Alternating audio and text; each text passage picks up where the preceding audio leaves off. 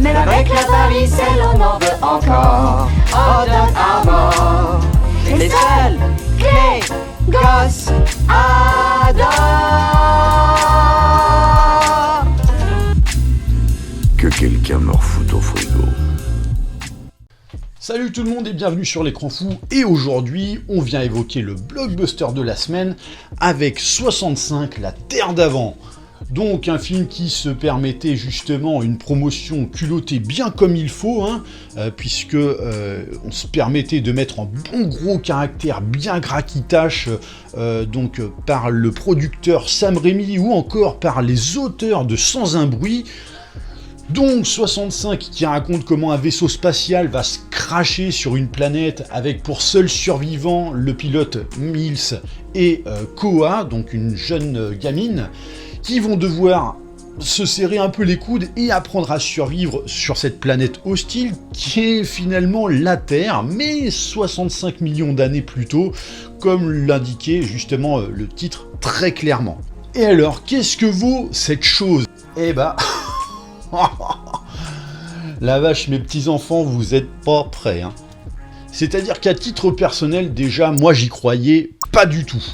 Je voyais venir vraiment le truc à des kilomètres, que ça allait vraiment repomper dans absolument tout ce que ça peut. Et à partir du moment où tu uses dans ta promotion par les scénaristes de Sans un bruit comme argument de vente, pour moi, ça part très mal. Ah non, mais Sans un bruit, mais j'ai rarement vu un film avec un concept aussi génial, mais s'avérait finalement être aussi débile, quoi.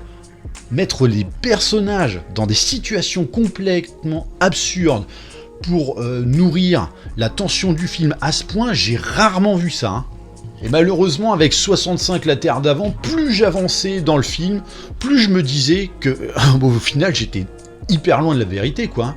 C'est pire que ça encore.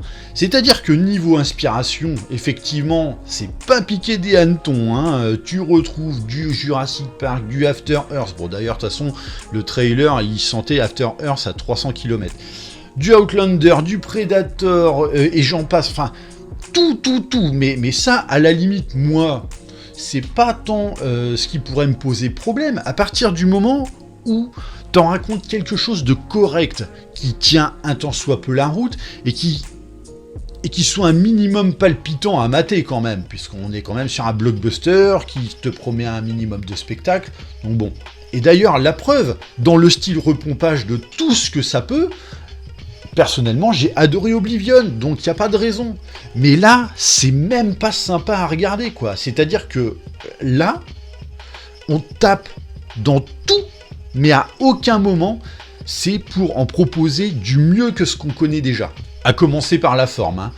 Visuellement, c'est immonde. Ah non, mais je le fais pas exprès de cracher ouvertement sur le film, hein. C'est vraiment dégueulasse. Et pourtant, je peux vous assurer, j'ai vu la bande-annonce de l'adaptation live de La Petite Sirène.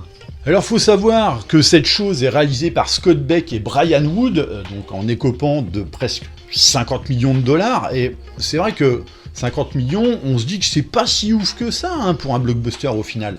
Surtout que je tiens quand même à vous rappeler que le dernier Astérix en a coûté 15 millions de plus, mais en sachant qu'ils ont principalement tourné dans des décors naturels, ça justifie déjà un peu plus le financement. Mais sauf que t'as le sentiment que tout fait fake. Ah ouais, non mais là, rendre des décors naturels faux, c'est inédit dans le genre, hein. Étalonnage, éclairage, filtre colorimétrique, y a rien qui va. Tout est fait pour rendre le truc soit sombre, soit... Enfin, il y a des atmosphères un peu particulières, mais c'est vraiment à l'extrême. En pensant que c'est ça qui va créer l'atmosphère un peu oppressante du truc. Mais ça marche à aucun moment, quoi. Les dinosaures, pareil, je veux dire, quand le traitement visuel laisse encore plus à désirer que le dernier Jurassic World, dont le photoréalisme était déjà fortement critiquable, hein, ça relève vraiment de la prouesse. Au final, t'as le sentiment de voir un nanar, mais avec un chouïa plus de budget, donc limite c'est moins fun à regarder. Ah bah attends, quand tu sais que chez Asylum, généralement, ils réadaptent à leur sauce des blockbusters du moment pour surfer sur leur succès, Ils peuvent même pas ici, hein. C'est pas possible vu que c'est déjà limite nanardesque. Enfin, je tempère. On va dire série Z. Bon, série Z à 50 millions de dollars. D'où le fait que, comme je le disais, c'est forcément moins fun à regarder. Bah oui, parce que c'est moche, mais ça tente quand même d'être beau. Et d'autant que scénaristiquement parlant, c'est là aussi, mais d'une indigence. C'est-à-dire que bon, les réals avaient déjà bossé sur l'écriture de Sans un bruit, et bon, comme je le disais, le film est stupide, mais autant il y avait un concept, et puis bon, niveau tension, il y avait quand même de quoi grailler. C'était oppressant, l'atmosphère était palpable. Là, tu t'en bats les cacahuètes, quoi. Surtout qu'à partir du moment où tu regardes régulièrement ta toquante, alors que le film est déjà pas bien long, c'est problématique. Et pour moi, ça révèle un autre souci à mon sens, c'est que tu te rattaches même plus au personnage. Et c'est dommage parce que Adam Driver, bordel! Oui, je vous vois venir, là, ceux qui connaissent que Adam Driver à travers Kylo Ren, vous allez dire que, de toute façon, il est nul, machin. Non. Donc oui, excellent acteur, et surtout qu'on le met dans un contexte de survie qui est pourtant une aubaine pour un ex-marine, devenu justement acteur. Et bon, bah oui, effectivement, le pauvre, il essaie de se dépatouiller autant qu'il peut pour soulever le film à bout de bras, quoi. Mais à un moment, ça devient trop compliqué. C'est à la limite de l'effort surhumain pour un mec comme ça. Enfin, mais même pour n'importe quel bon acteur. Pourtant, il y a bien un petit truc qui semblait être sympa à suivre, c'est la relation particulièrement complexe de son personnage avec la gamine, donc Koa, qui pouvait proposer quelque chose d'intéressant pour transcrire justement leur adaptation à cette situation dans laquelle ils se trouvent. Et puis il y a une certaine situation qu'il était intéressant aussi d'exploiter, c'est-à-dire que le personnage d'Adam Driver était dans ce vaisseau, pas sans raison, il y était justement parce que c'était au profit de sa fille. Et donc oui, on aurait pu créer une sorte de filiation entre les deux personnages, mais à aucun moment c'est véritablement exploité, à aucun moment ça crée quelque chose d'intéressant.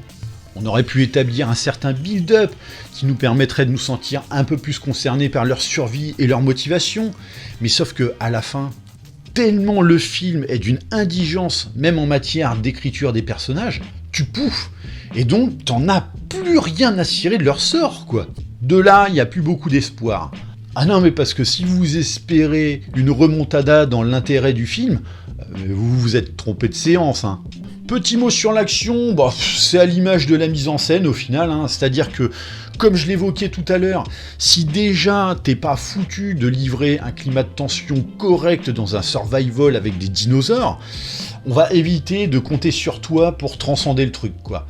C'est-à-dire que le must en la matière, à mon sens, sur la thématique des dinosaures, donc vraiment sur la même thématique, c'est Jurassic Park premier du nom, qui date quand même de 1993, avec les moyens de l'époque.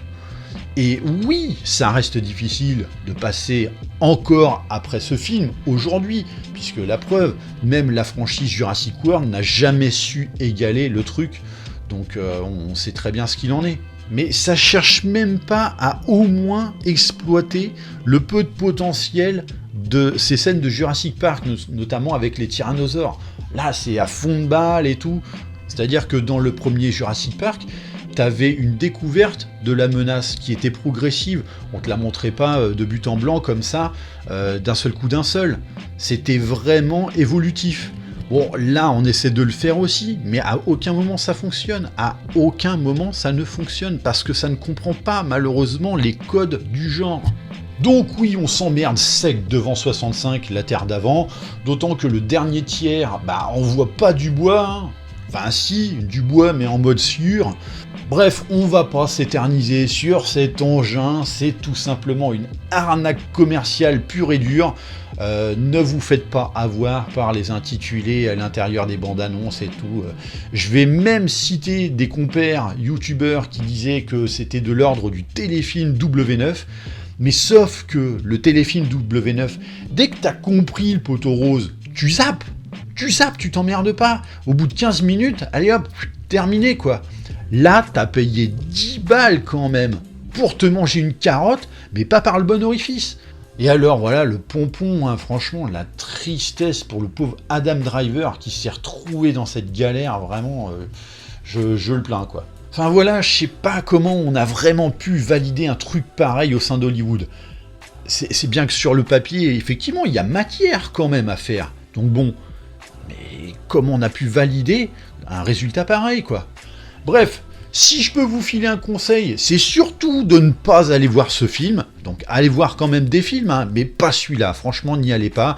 Ou alors trompez-vous de salle en allant plutôt voir, je sais pas, Crazy Bear par exemple, ce sera toujours mieux. Voilà, j'en ai terminé pour cette review. Comme d'habitude, n'hésitez pas à laisser des petits commentaires sous la vidéo.